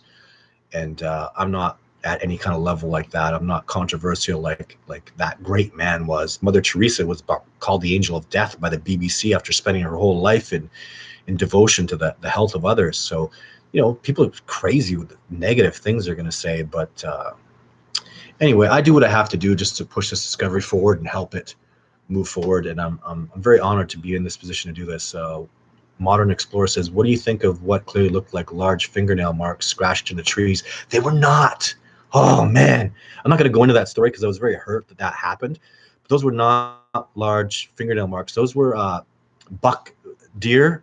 They call it what the heck's the name for it? Hunters call that. I studied hunters, and I still work with hunters so much because you find hunters actually love their quarry. It's called a rub, and it's what they look for when bucks are running. So, yeah, it was just a tree rub. It definitely was not fingernail marks. I was very unhappy Survivorman put that in there. It was just a mistake I made. I make mistakes. Come on. I get excited. My mind was all Sasquatch. We were seeing Sasquatch trees, Sasquatch tree breaks, Sasquatch tracks all over the ground. and then I saw what I should have recognized as a whitetail buck tree rub, and it just was a tree rub. That's it. And I was, after all the good things we had seen, we were walking up the hill in that episode of Survivor Man. I'm like, Les, you got to see this track. He says, I'm not coming over there, Todd. I'm like, no, this is incredible. He goes, Todd, I'm seeing 20 incredible tracks. He's 50 yards away from me. He's like, Todd, there's Sasquatch tracks all over this mountain. And he chose that place to go. It's like there's, 30 mountains he could have chose. He's like, that one. I call that mountain Survivor Man Mountain, or Stroud Hill, I call it, after Les Stroud, because he's the one that wanted to go up there. And there's tons of Sasquatch stuff up there. But that was definitely a whitetail buck rub, deer rub. And there were tracks from them around. That was just people want to be critical for me for being overzealous, but you know what you don't know? And expeditioners know this, is how bloody hell hard it is, the commitment, the time, the effort. My donations haven't paid for my gas money. You know what I mean? Never mind all the other stuff I've sacrificed. So, I do this for the love of the passion. And anyway, do you think Bigfoot ripped bark off trees? I saw that, Les talked about that in one of the episodes, and you just got to keep your eyes open. It's just a learning experience. Do they do that? And do they do that here and not there? Animals deer are much different up here than they are in Texas. And they have deer in Texas, just smaller, and there's more of them. So it's so much to learn. And when you're dealing with something,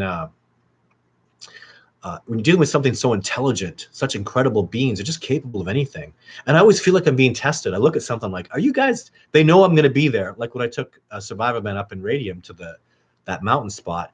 And I'm like, are you guys, do you know I'm going to be here? And are you ripping the bark off the tree? It's as my friend and mentor, the great John Betternagel would say, it's very interesting. And I'm trying to learn.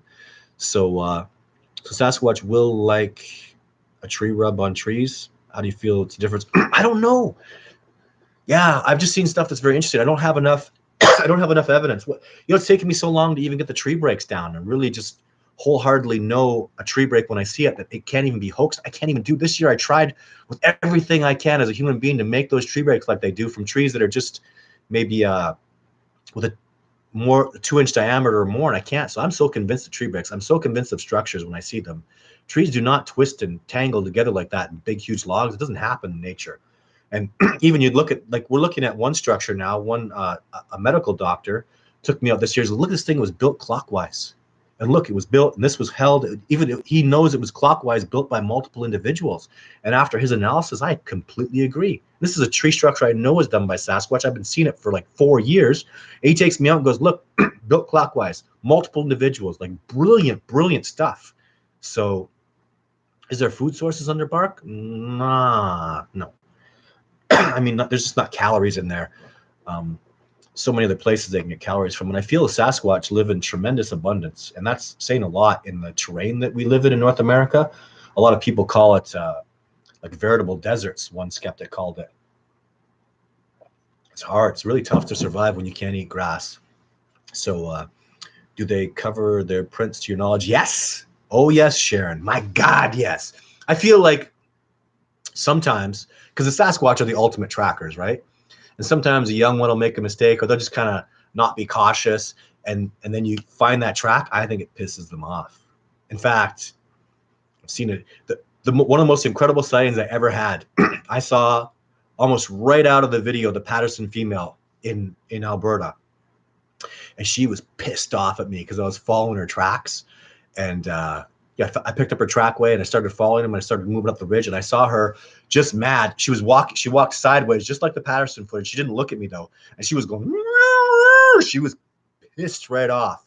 And she walked 1 layer of trees, and then 3 layer of trees, and like 5 layer of trees. I could barely see her. And then she kind of disappeared, but she was so mad because I was following her tracks. I stopped. It would really upset her. I felt, the energy I felt in my heart was like she was saying, you were never going to find my tracks again, you asshole. I don't trust you, you jerk. You don't follow my tracks. She was just really upset about it.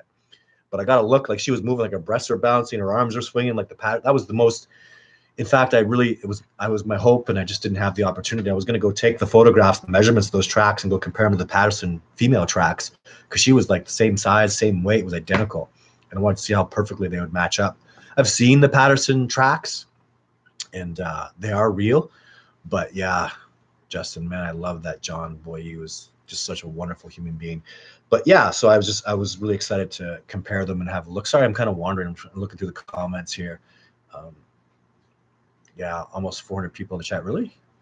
That's awesome. You guys are just so amazing though. Like these questions, you guys tick me off with your awesome questions. Um, I'm saving footage for discovering Bigfoot too. Well, yes. Only, you know what? I'll tell you this. The best footage I've ever have is out there. It's in part 1. I have some mediocre footage from California. You really got to understand the court case, the footage.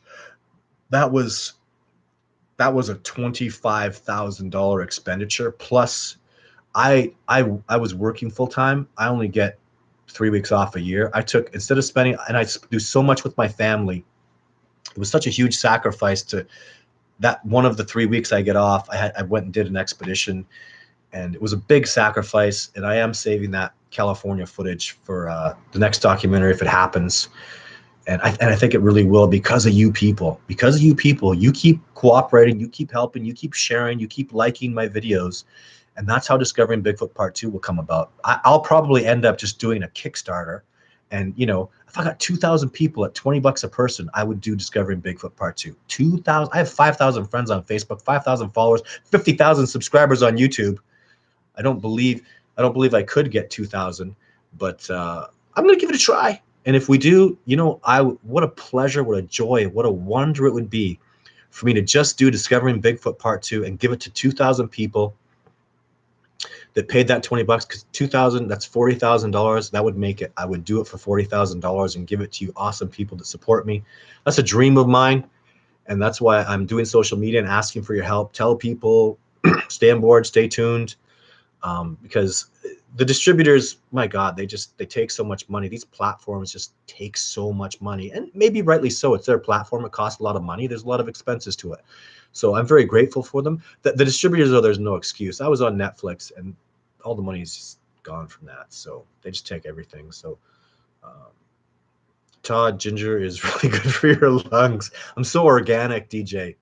Yeah, I love ginger. I take lots of garlic, and I take tons of vitamin C. And it's just I've actually when I get my lungs tested, it's crazy. I have this cardio. Like I don't really know what it's like to be. I've never been out of breath, but they do lung capacity tests on me, and my lungs are so damaged from the freezing cold weather that they go, "Oh, you're asthmatic," and I'm like, dude, I know what asthma is. I've seen people with asthma.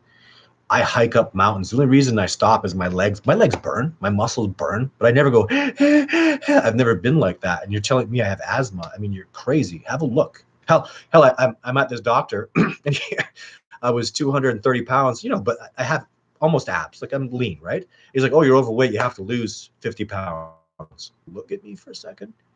I have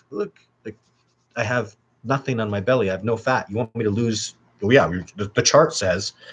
Holy crap, man. Like, take your head out of your book and have a look at things. Everybody take your head out of the book and have a look at what's happening out here, because this species is real, and I don't think it. I know it, and I'll take you out and show you one. Have I ever bumped into an area where they slept or took a nap? I think so. I think I have. The Dogman, I don't know about the Dogman Thunderhawk. No idea. Yeah, I think I've seen some spots where they slept. And Todd, I'm not a hater, but if you really want to see Bigfoot, count me in. I live next door to Sakota National Park and have had many contacts with them. I don't think you're a hater. I don't mind skeptics. You can call them. You can come on here, man, and you can say, I question this, I question that. Respect. Just don't be angry about it. That's how you know you're a hater, when you feel anger when you say something.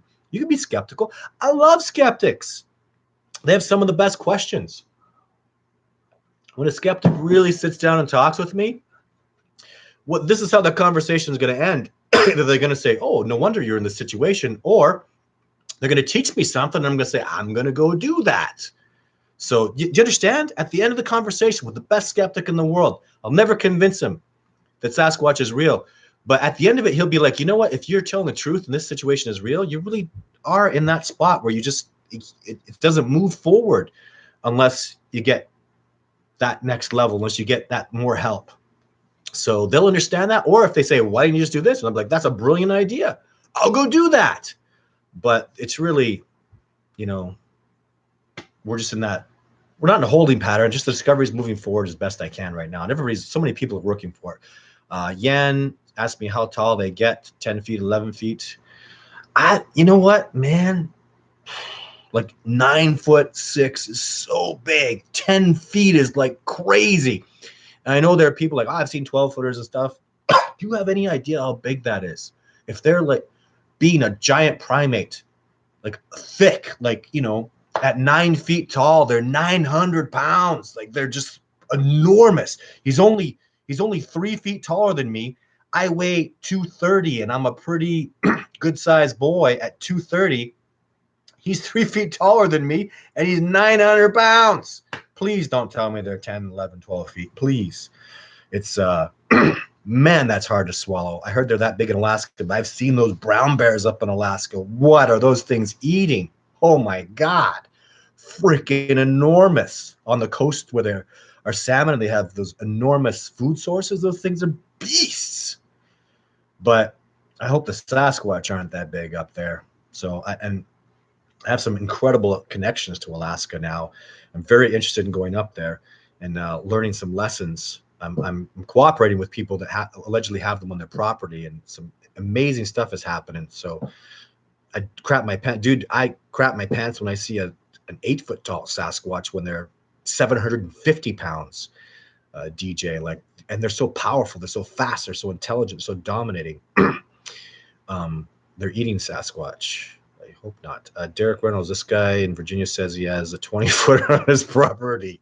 Who am I to say he's crazy when people are calling me crazy? But 20-footer? Whew. Anyways, it's a big leap. If they were 10 feet tall, Jake Drab, man, that's so big. That is so. I hear 24-inch tracks. I've never seen a track that I thought was authentic that was bigger than 18 inches, even 18 inches. So, so I haven't seen the evidence of it yet. Someone talking about the 3-year-old survivor. I just talked about that earlier. 3 days in the wilderness alone. He was found, and he said a bear saved him, and the bears are hibernating now. I think it was a Bigfoot that kept him safe. Yeah, and I was talking about that earlier. But since bears are hibernating, they're groggy, they're more likely to be. Actually, you know what I find though? Honestly, bears are cranky as shit, and that's biologically a brilliant way to be, because they got to be defensive. So they're cranky, really cranky. I think they're more dangerous when they're in hibernation mode because they're being protective of themselves. Bears won't hibernate. They'll wander around in a spot. They'll dig their dens, but they won't go into hibernation until it's snowing, till they know it's a big snow, because the snow covers their tracks. Isn't that amazing? Animals are so amazing. Brilliant, amazing. So now they're hiding in their den. The snow is covering it. You really have to have a good eye to see where a den is, where you can see like the moisture coming up from the breathing. I can recognize it pretty well. It's like a little moisture pocket. And I stay away from that because they're so cranky. So now you're talking about a bear that's more cranky, angrier. I don't know. Although they're groggy, I just think they're more cranky in my experience. So even leads it to be less likely a bear, right? So what about salt? No idea. No idea about salt, Brian. Where they get their salt from, how do they do it? Yeah, no clue about that. Good question. Maybe it's something I should look up, think about a little more. Todd, I wonder why many people know that panda bears are thought to be a creature of myth. Sure, Western, yeah, you're right. But, that's just not going to convince people all the panda bear argument, or the fact that even gorillas were myths. They're like, well, we got them now, we study them now. People just don't realize that when this discovery is made, people are going to go, oh, they're that smart. The trackers. Oh, we've never seen another primate tracking species, right? We've never seen a primate tracking species. And you must understand what a tracker is, like eyeballing and following a trackway, or using heart tracking, which is something I'll teach people about in my next documentary for sure. But gorillas don't track. Chimpanzees do not track. Chimpanzees hunt in a coordinated fashion, but tracking is a whole new ball game. So a primate species, there's never been a primate species that's an incredible, amazing tracker and doesn't use technology. We track, and we're an intelligent species. Man, we use spears, and we've been wearing clothing for so long. They don't do any of that. And if you understand how the evolutionary advantage of that, to be a tracker, but you can run down an elk and break it and kill it with your bare hands,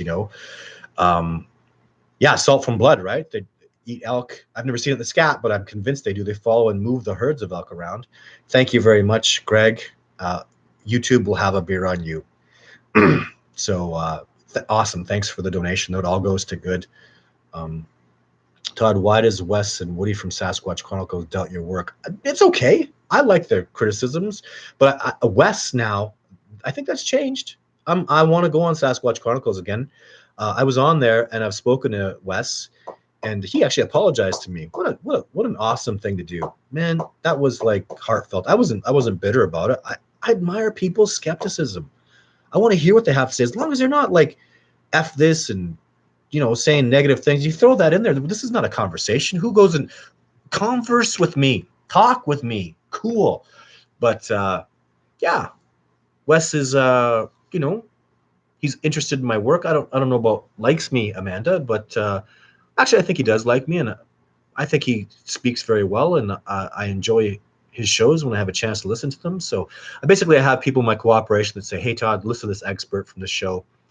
And I've really heard some really things that were even Wes was interviewing a man where the man talked about like the Sasquatch having looked like there was a cup in its hand. And I realized I've seen that. It's like, oh yeah, there is. I remember that indentation. It was so weird. And the guy was explaining it. I was like, yeah, that's what I saw. That was so cool.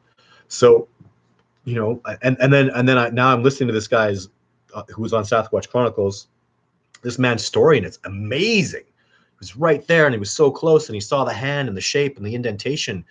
And I'm listening to and I feel the authenticity of what this man is saying. I hear the passion in his voice. And, I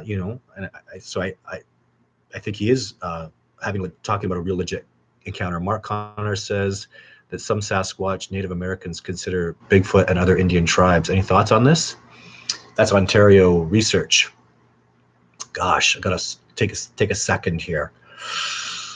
Really, let me tell you this about what Native Americans think of Sasquatch. Sasquatch does not mean wild man of the wilderness. It means wild master, wild teacher, right? Boss of the mountain is what Oma means. That's the translation, though. The reverence for it, I think it more means, again, teacher. And when you're talking, let's just go with Sasquatch. Let's not make it too complicated. The term Sasquatch, that I've met the Salish people, and they're like, no, man, that does not mean wild man. It means wild master, wild teacher. You're talking about people that the Native Americans, they've lived in equilibrium within North America like we have never known. Literally, there were 400 million bison on this planet, on this continent, and we wiped them out. They lived in ways that white people will never do and never understand. And those people who were real masters of the wilderness, to me, say, no, we're not the masters. They are. The Sasquatch are. So, and that's the reverence I feel at that level with every Native group I've ever met. So, yeah. How long do my expeditions last? My expeditions are 7 days, 7 nights, backcountry. Go to sylvanek.com / just my sylvanek.com website, and go to the expeditions page to apply. If we had 100% doubt of Todd, he would not have had him on the Sasquatch Chronicles. I think Wes should have had me on the Sasquatch. How many times I've been on shows, most of the reporters I met in the beginning were like, I'm going to prove this guy a fake and a fraud. And half the shows I've been on, especially in the beginning, were all about, hey, we got proof that you're a fraud and a fake. And I went on those shows because I don't have any fear. Look into my eyes. I have no fear. Oh, we have holes in your story. You don't, because it's not a story. And the holes are, so much stuff happens. If I sat here and explained every single thing that happened in an expedition, I would be here for 24 hours telling you the things that happened over the 24 hours. So I don't do that. I get to the point, and that's what people want. And let's move forward and get to the point. But it's not a story. These are my experiences, and I'm not afraid. I have never been afraid, and I will never be afraid to talk to anybody. I've talked to the top primatologists in the world on a New York radio station. And at the end of that man was going to convince the world that Sasquatch can't exist and blah, blah, blah. And when he met boots on the ground, I was like, sir, no disrespect. Go back to your books. You don't know boots on the ground here in North America. You're disrespecting the indigenous people like myself and in the United States, indigenous people that know their home, know their land. Come on. You go back to your little primate books and go to Africa. This is not Africa. This is North America, my friend. And they'll tell you about species and animals. That dumbass thought that wolves were dangerous. On my expedition, you can film the wolves, you can film the elk, you can film the deer. But if a mountain lion or a bear comes around, you put your goddamn camera away and we move away immediately and follow very specific rules, because nobody's ever been injured on my expeditions because we don't take those risks. Do you go outside of the USA to do expeditions, or have you? Will I? I'd love to. It'd be like a holiday. I've got offers to go to, I think especially Australia has been the biggest offers. I'm seriously considering them, but my goodness, it's going to be a whole new world, right? The truth fears no debate. Cameron, you are so bang on. I really tell that. If you ever talk to somebody in the media, Sasquatch is bullshit, you go talk to Todd Standing, sir. I've been on CNN. I've been on BBC. I've talked to the best in the world, or what's considered the best in the world. I have no fear because I'm not afraid to tell the truth, and I remember what happened. And I'm not afraid to say I don't know, or maybe I don't remember that specific thing. But I've said I don't know. I've never said I don't really remember, and I can't explain that. So, Blaze and Silver, the guerrillas who are working to get Todd into Northern Ontario in the near future. Oh, well, thank you, Blaze and Silver, the guerrillas. Sorry, I'm really bad at pronouncing things.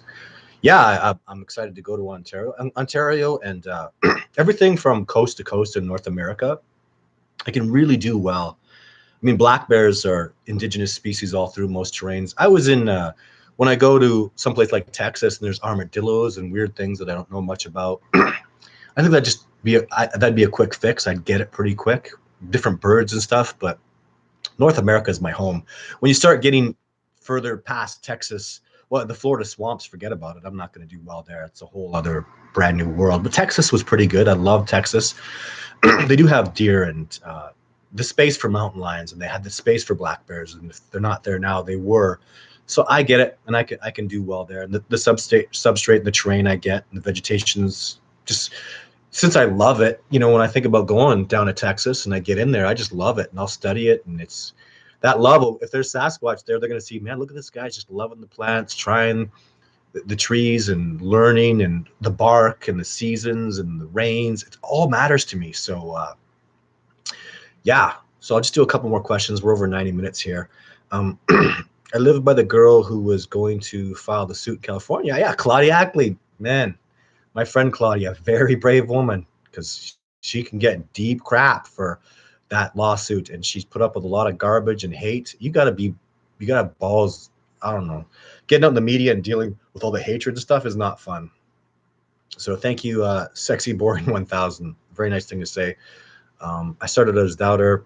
What was the moment that became a believer? You gotta. Everybody asked me that question. That's sorry. Just look through my videos. Go to Australia and look for the Yowie. I'd love to. There's so much stuff down in Australia. What's up with New York? The cameras don't lie, people. Todd is the real deal, no bull. The cameras are good. I don't expect people to get over that paradigm, because could it have been faked? I guess. I mean, sure, anything can be faked video-wise. Production, there's so much doubt with the Patterson footage, and that's clearly real to me. The Patterson footage is so amazing. Incredible with the tracks and the bulging leg and everything. But, that didn't do great. So please don't ask me about cloaking. I'm just confused. Oh, let's do cloaking. God, right? Maybe it's just infrasound. Maybe they're not cloaking. Maybe they're just disrupting your sensory perception in cool ways. So that's how I feel about cloaking. Have I seen cougars while on expedition? Yeah, like this.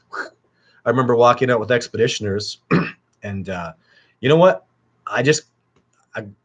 Honest to God, I was at the front. The cougar came from the back, and I just knew. I just felt something, and I stopped. I turned around. The birds stopped. The squirrels. There was things in my subconscious that I was just like, something's wrong, and I stopped. Pulled my gun. By the time I pulled my gun and took a step in the direction of the mountain lion, he'd changed his direction. He was just testing. And when I faced him, but you know what? The expeditioners, it was just like, some of them were like, did I just see a tail? What the hell was that? That was a mountain lion. How did he just disappear? He's 50 yards before the tree line. That's how fast they are. That's how traumatizing, that's how crazy the experience is. You really literally turn around, and by the time your eyes are focusing and adjusting, you see some blur disappear. That was the mountain lion that just came and took a charge at us. So yeah, see mountain lion. Usually you won't see the mountain lions though. If a mountain lion really, boy, they're amazing. One of the most incredible things I've ever seen was watching a group of deer feeding. These are deer, and if you know how well deer can hear, it's crazy. Deer know there are monsters always trying to kill them. They live in constant fear. They put their nose into the wind gauge where they can smell everything over there, and they point their ears back so the wind blows over them and it doesn't affect their hearing, and they can hear behind them. That's how they move and feed. That's their life, is in tune with nature and everything around them. And their sensory perceptions are unreal. They can smell and hear so amazing. This mountain lion got behind the deer where he was out of the scent, and I saw him like a bad dream charging towards these deer through dense bush, and I could see him, and I was like, in my mind, I'm thinking, this can't be happening because I can't hear him. I can hear extremely well. I have like super hearing. I love my sense of hearing, at least I used to. But I'm looking and I can't hear anything. And I look over the deer for a second. They're not reacting. And then I try to look back. I didn't need to look back. He's on the deer, back of the neck, killing it. He's got it, dead, right in the spine. The deer literally felt a sting in the back of its neck and met its creator. And man, those predator people you don't know, whew, those predators, you better be in tune with nature to survive and do that stuff. You want to avoid the predators? Here's something you need to know. Every day I go out and I tell this to expeditioners, every day a black bear, a grizzly bear, a mountain lion will pick up our scent and decide to hunt and kill us or not. The reason we do so well, actually the first reason is I'm in Sasquatch habitat. Maybe they think I'm a Sasquatch. The Sasquatch are around watching me and I feel they protect me and keep me safe. But when I'm outside of Sasquatch habitat and those animals are trying to hunt and kill me, when they come around, they're going to look at me, they're going to watch me move, and they go, that guy is dangerous. That guy is not worth the charge. And no matter how starving they are, no matter how hard it is, no matter what a quick meal they think they can get of me, when I move around and the way I move and the way I act and the energy I put out, they decide not to hunt me because of that energy, because of the way I move, because of the confidence I have in what I have for heat. And I'm not angry. I'm just confident. And I feel good. My heart feels like, you go have a good life, but don't come over here because that life will cease to exist. And I respect you. I'm a visitor here. This is your home, but you do not come because I have a life to live. I have a family to get home to, and you may not take that away. And he looks at me and I feel the love that I have for my life and what I need to do and where I am. I am not food. Leave. And that's the energy. Walk with that. I took out some people from Germany this year. And as soon as I saw this one particular guy, he was way overconfident. And I was like, man, he's going to get killed if he doesn't stick with me. I was scared for his safety because I don't know what it was, but his energy was like, he was acting confident, but it was fake. And I could see through it. And there was something wrong with his energy. And I was very concerned about him. I was like, please, you got to stay behind me because you get separated from me and they're going to come after you. The mountain lions, the bears, they're going to hurt you. They're going to be prey. And what do I think of Bob Gimlin? Bob Gimlin is my hero. Bob Gimlin is the freaking... When I met Bob Gimlin, I talked about it a few times, but I can't say enough good things about Bob Gimlin. Bob Gimlin stood up for me and stood up for the truth and honesty and integrity. Bob Gimlin saw my documentary a year before it even came out. He just gave me a hug and he was like, I never thought in my lifetime I'd see. He's seen a Sasquatch and he'll tell you my Sasquatch footage is a Sasquatch. He saw it in real life. He saw it with his naked eye, not with that camera. And talking to him about his sighting just further convinced me of the legitimacy of it. And I thank God that such a great man is a representative of that great piece of footage is how I feel about it. So not that Bob, sorry, not that Bob Gimlin, Bob. Okay, they're different people. I thought he just misspelled Gimlin. I misspell things all the time. I'm the worst spell in the world. But okay, just a couple more questions. We're way over time here. Todd, did you see that video of a Sasquatch throwing a big, huge tree log filmed by some workers? If you're talking about the one that was in northern Alberta, and there was, I think I know the one you're talking about. Yeah, it was like tossed like a spear. That's a Sasquatch. Come on. That video was given to me long before it ever came out. And the dude calls me, goes, isn't this amazing? What do you think? I go, I am very convinced that's a Sasquatch. And you can kind of see the arm. That's a tree, man. Did somebody build a catapult that looks like a human and whip that log so these dudes could film a blurry video that never happened. I mean, it's a Sasquatch. I think it's a very good piece of evidence for Sasquatch and what they were doing and the backstory about it all. Man, I was very convinced of the authenticity of that video. And isn't that crazy that video is out there? People don't care. Whatever. So, look at this Todd guy. I take people out, show them Bigfoot, got footage. Don't take my word for it. Come out with me. And they go, bullshit. Like, it's very perplexing to me, this paradigm. I'm very, very stunned. So, come to the Mongolia Rim. I'd love to. Great support, Todd, everyone. If you wish to make donations to Savannah.com. Thank you so much, everybody, for support. I'll just take one more question. How big was the largest Sasquatch you've ever seen? If you don't mind me asking. Thank you, Red Legend. They're big. I don't know. The big guy that I know, that I'm familiar with, is in Radium. The big dad out there. He's not that big. Like, he's not 10 feet or something. Remember, this is something we can learn about. Even those great big giant guys. The UFC is out now, people. The Kung Fu and all these little legends they're not. It's a legend, and it's not real.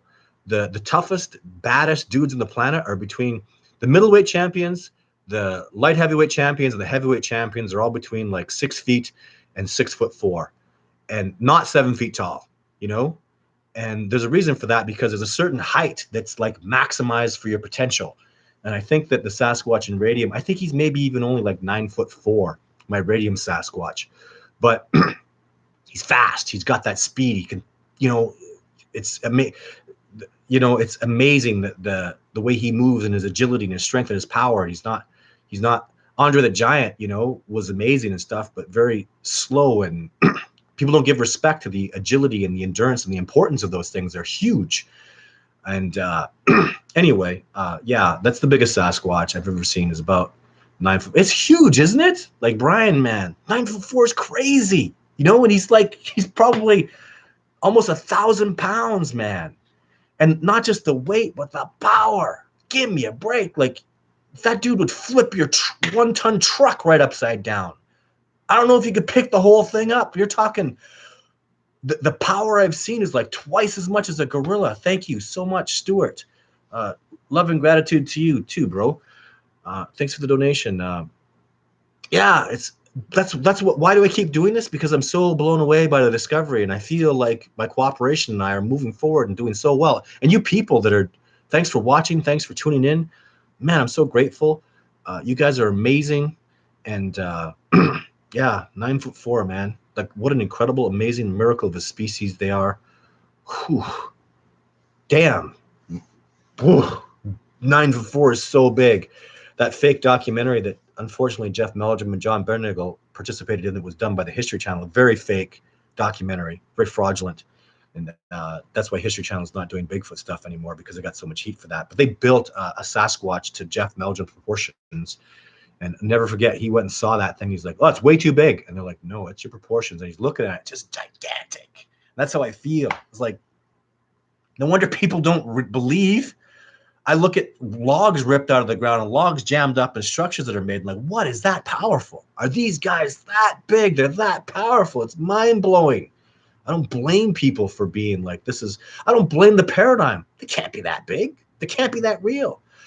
Half the primatologists that won't work with me, I show them a video and they go, how big was that Sasquatch? It's particularly a video where the log gets thrown at me. That Sasquatch, I stood there after, and we got that relative comparison, the best I've ever done. Man, that Sasquatch was like 9 feet tall. And the primatologist looks at me and he goes, if he's 9 feet tall, how much does he weigh? And I go, 900 pounds. I go, can't be. Sorry. Bye-bye. Science is never going to accept that, and they will accept it, and we do it. So, were the children compared to Bigfoot? What do you mean, Michael? Where were children compared to Bigfoot? Were children compared to Bigfoot? I use human beings as a relative comparison to Sasquatch when they're younger, but taking into account how much bigger they are. So, anyways, thank you very much, everybody, for tuning in. I'm going to get going here. We've been on for so long, but just because you people are so amazing. We'll be here next week for Wednesday. I'm so sorry. I'm going to practice lots this week on getting these videos right. so embarrassed, but I'm just so tech savvy and I'm having so much trouble. I've read all the freaking videos on how to do this. And still, it's like, you get, okay, do that, then what? How do you get the damn thing to play? And then I have to go and restart and do all this crap. So I'm so sorry. Thank you for everybody for tuning in. And I'll have a Saturday video again. I hope you really enjoy it. And thanks for all the people that are helping out and all the people in my cooperation. Catch you all later. Yeah, y'all have a good night. And yeah, stay tuned, and let's hope that I have a good feeling about 2019, busted some paradigms, and let's move this discovery forward and take it to a whole new level. And I'm excited to do that. So thank you all, and y'all have a good night. Take care.